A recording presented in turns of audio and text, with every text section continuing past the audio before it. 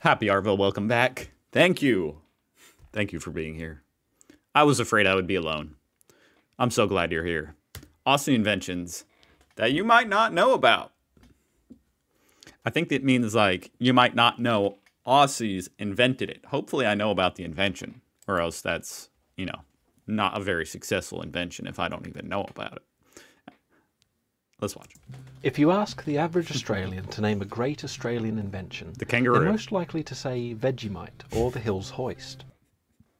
I don't think the rest of the world would say that's a great invention because, well, I've never had it. At a pinch, they I'm just might saying, also I don't know anybody who's ever had it, to be honest. mention the Victor lawnmower or the stump jump plough. But we Aussies are a creative. Wait, what? Come on. Oh, technical difficulties. Bear with me one sec. We're back.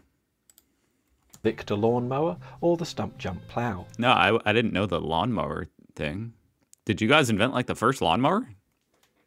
That's pretty dope. But we Aussies are a creative and innovative lot and have contributed a lot more to humanity than just gardening equipment. Hey, Here are I think those things are pretty cool. 5 great Aussie inventions you might not have known about. In 1905, Australian engineer Anthony Mitchell patented a new type of bearing called a fluid film thrust bearing, or simply a Mitchell bearing. The Mitchell bearing had tilting pads lubricated with oil. As the load on the bearing varied, the pads would automatically pivot to the optimal angle for most efficient running. At the start of the 20th century, this bearing was revolutionary, pun intended. It could I mean, this is one of those inventions I did not know about, so I guess he was right in the beginning, or in the title. Yeah, I don't know about this invention, but it does sound pretty important. So. sustain enormous thrust loads with minimal wear and without overheating, while being much more efficient and only 1/10 the size of the bearings it replaced. Wow. Within a decade, they had found almost universal application in large pumps, generators and ships. There was some reluctance by the British to adopt Mitchell bearings I don't know. I don't think that's actually the Titanic. in their warships, until they discovered that the German Navy were using Mitchell bearings in their World War I U-boats, which gave the U-boats a range and speed that surprised the Royal Navy, and made the U-boats a much more effective weapon. Well, that's very cool. As well as being efficient, the low wear of Mitchell bearings means they need little maintenance and are very reliable. A Mitchell bearing installed at the Holtwood hydroelectric power plant in Pennsylvania in 1912, supporting 165 tons of turbine and 40 tons of water pressure, is still in operation today. That bearing has been estimated to have a maintenance-free life of over 1,000 years. That's a mighty fine bearing. Mitchell bearings for their... I'm gonna be honest, I'm waiting for the next one because I'm hoping there's some things that are like everyday things. Like, I don't know, that's really cool, but I didn't know about the Mitchell bearing because I don't make things.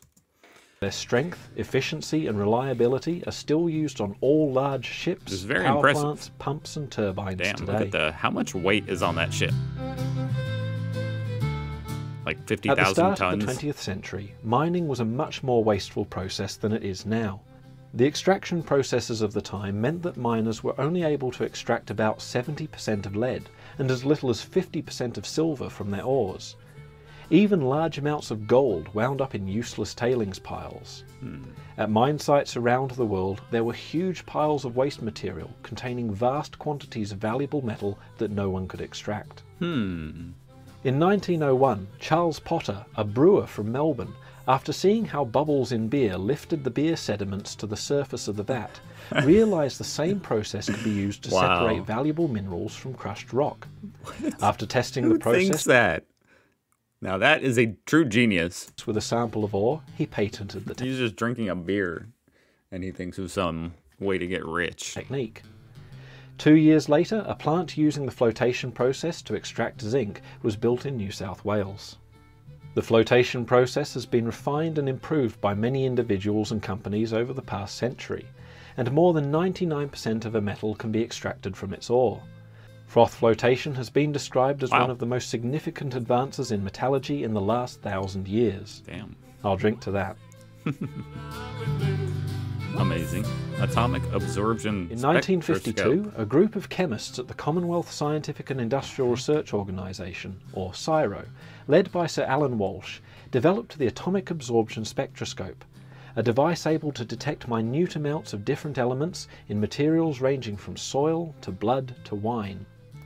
The spectroscope revolutionised chemical analysis and is now used throughout the world in laboratories, hospitals and factories. Atomic absorption spectroscopy works by vaporizing a small amount of the material to be studied and shining a light through the vapor. The atoms in the vapor absorb specific colors of the light, leaving a fingerprint of their presence. This gives a very accurate indication of what atoms are present and in what amounts. Apart from being You guys are inventing stuff that is like way too smart. Like I don't extremely even. valuable tool for analytical chemistry, I was hoping it would be like the bookshelf. the spectroscope kick-started Australia's scientific Something I could understand. This is instrument crazy. industry, now worth more than $1 billion annually. Polymer bank. Oh, yeah. Another technology developed at CSIRO is used Plastic around the world banknotes. every day, the Polymer Banknote. Plastic banknotes are much more difficult to forge and are able to easily incorporate security features such as clear windows, holograms, special Yeah, inks those are so and neat. multi-layer designs. I have a whole video like learning about these. They last much longer than paper notes and so are cheaper to produce and have less of an impact on the environment. They last longer because I don't know why America doesn't use these polymer notes. they don't tear as easily and don't fall apart if they get wet. Tricks like this lost It's their so novelty smart. to Aussies decades ago. More than 20 countries, including Brunei, Thailand, Britain and Canada, now use Australian-developed polymer banknotes. Cochlear implant. There we go. That's what I'm talking about. Hearing Okay. aids improve the lives of See, millions now that's something, you see it all around the world. You see lots of people benefiting from that. That is so cool. of people every year. But they are essentially amplifiers, replaying the sounds they pick up at a higher volume, and so they can't help the profoundly deaf. Beginning in the late Right. 1960s, Professor Graham Clark began research into cochlear implants, installing the first prototype in the ear of a deaf man in 1978. Cochlear implants bypass the most delicate and so often damaged parts of the ear by transmitting the sounds they pick up as electrical signals directly to the nerves in the patient's inner ear. Now that is some science fiction type stuff. Very impressive. Good job, Aussies. Aussies. Since 1978, many thousands of people around the world have benefited from the implant. Australian researchers continue to improve the device and develop new technologies for hearing loss. These 5 inventions are just the tip of the iceberg. Aussies invented super strong spun concrete pipes, tower cranes, the deceptively orange black box flight recorder, extended wear contact lenses, the pacemaker, and The pacemaker. We're just going to skip over that. I need to go back for a sec. What is this orange thing in the top right? Technical difficulties, folks. My internet here, apparently. super strong spun concrete pipe, Never mind, I was going to say some tower things. cranes, the deceptively orange black box flight recorder, extended Oh, it's a black box. That's cool. wear contact lenses, the pacemaker, and have made major contributions to IVF and ultrasound. The list goes on. Awesome. So you guys are how I was able to see my little baby Jace. That's sick.